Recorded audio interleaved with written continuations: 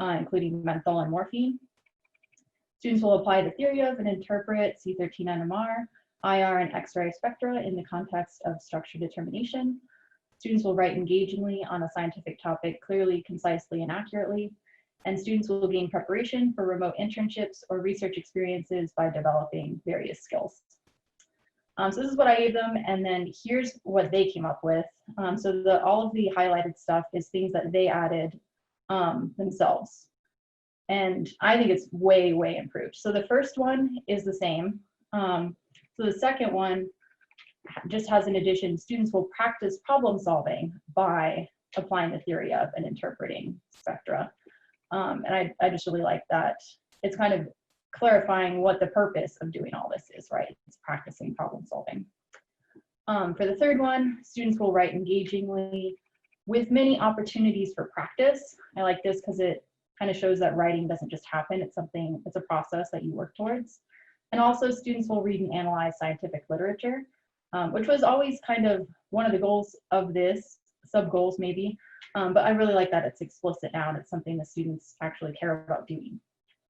The skills one is unchanged, but then they added 2 new ones. This fifth one I really love. Students will gain confidence in their ability to execute the scientific process, both individually and as part of a team. There's so much going on here, right? Gaining confidence, executing the scientific process, which like doing science, which I feel like lab is all about. So I don't even know how this wasn't in there originally. And then working together with each other, but also being able to work independently. And then students will learn to embrace failure as an essential part of the learning and research process. I love that they added this because, right, failure is part of learning. You kind of have to learn what doesn't work to learn what does work. And it's basically most of research, right? 99% of research is failing.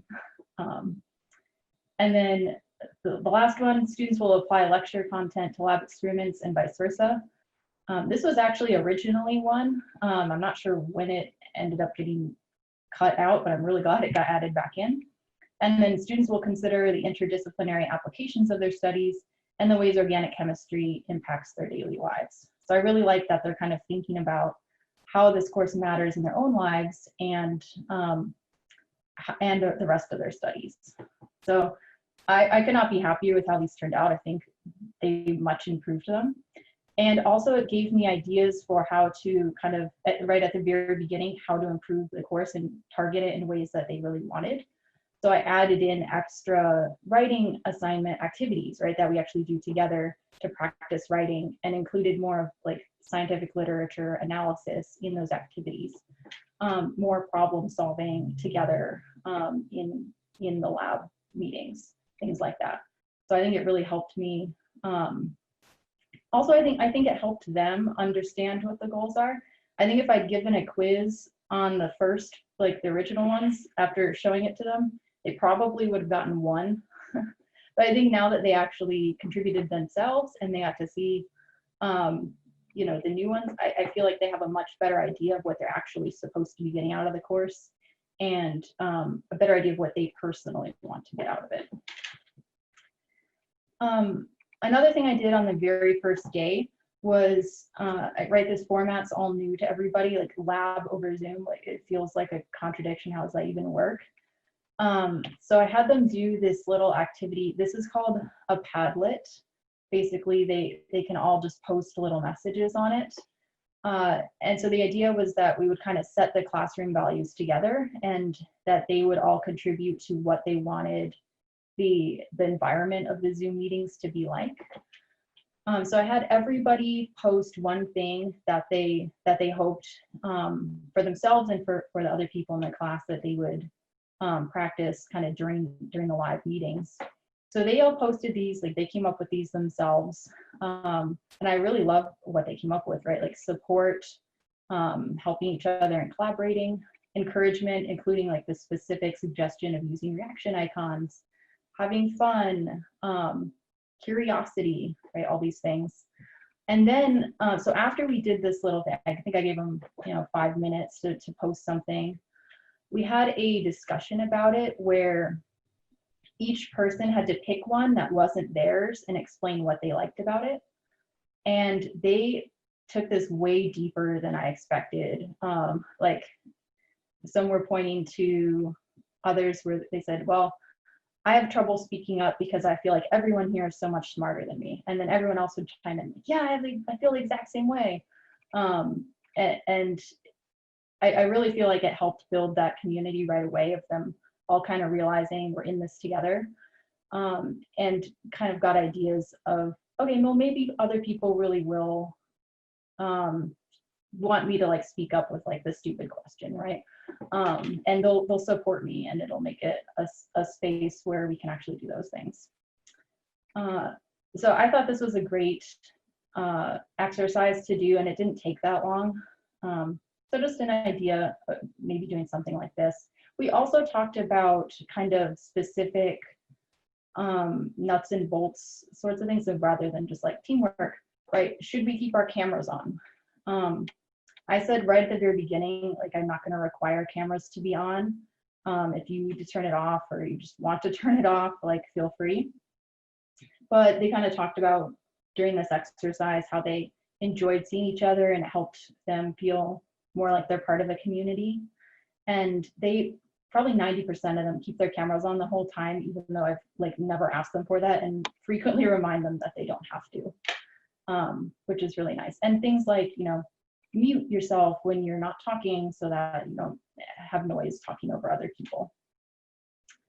Another one that we talked about really specifically was whether or not to record. I went to a CTL event in the spring when we first went remote, and it was about discussion-based classes, which lab very much is, because it's pretty much all working through the experiments together. There's not a lot of just me talking. So we kind of talked about the pros and cons of recording, right? Like, if you record it, then people who can't be there or have weird time zones, or maybe just people who want to rewatch it, will have that opportunity to kind of see what happened in the class. But the cons could be that people might feel less comfortable speaking up. They may be less likely to ask the stupid question, or just feel comfortable in the class. So I left it up to them. I gave each section their own poll to decide, and they also talked about themselves, like how they felt before we took the poll, anyone who wanted to. But the poll itself was anonymous, and they all voted either yes or no opinion. So they all voted to record. I think it helped that a few students kind of shared about like why they would really appreciate having it recorded. I don't know what I would have done necessarily if there was like a split decision, but I think they did appreciate kind of like getting to choose for themselves. And I also think it gave them kind of more appreciation of each other, that they all voted to record, like for the people who couldn't be there or couldn't always be there.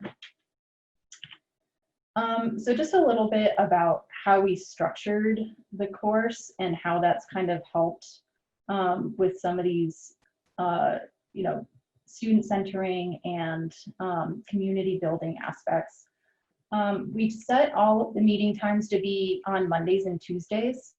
And part of this was that we found in the spring when we went remote, the people who had their lab meetings early in the week tended to start their experiments, you know, either before or during the lab meeting, where if they didn't have their lab meeting until the end of the week, they would wait until the end of the week to start it. And of course, it's always better to get an early start on things. So we decided to hold all of the lab meetings on Monday or Tuesday, and then just have everything due at the end of the week. So, oops. The meetings are optional, so that no one's required to come to them. They don't actually have to come to the lab meetings so these are like the synchronous meetings that we have on Mondays and Tuesdays. They can do the experiments either on their own or in a study group, or at the lab meeting, or some combination thereof. I don't think anyone has actually chosen to complete the labs independently, just because they're pretty challenging and definitely kind of designed to be worked on collaboratively. A lot of people, probably 90%, come to the actual meetings even though they're not required, and at least start on it there. And then maybe, anyone who doesn't come or who doesn't finish it at the lab meetings tends to work on their own in study groups to finish it. Another thing we did was that we had all work due on the same day, no matter what section you're in. And this was to make it easier for students who are in different sections to collaborate with each other or hold study groups, right? Because if you have one section where everything's due on Wednesday and another where everything's due on, Friday, they're probably not going to be at the same place at the same time. And I think that's been really helpful for students who have friends in other sections or time zones where they want to maybe work, maybe all the people in Asia want to work at a certain time, and then they can more easily do that with all the other people in that same time zone who may not be in the same section as them necessarily. Because there's so much collaboration going on and we really wanted to encourage that, we decided for the first time ever to introduce participation points, just to kind of give credit to people for actually engaging in the lab and helping each other out and participating.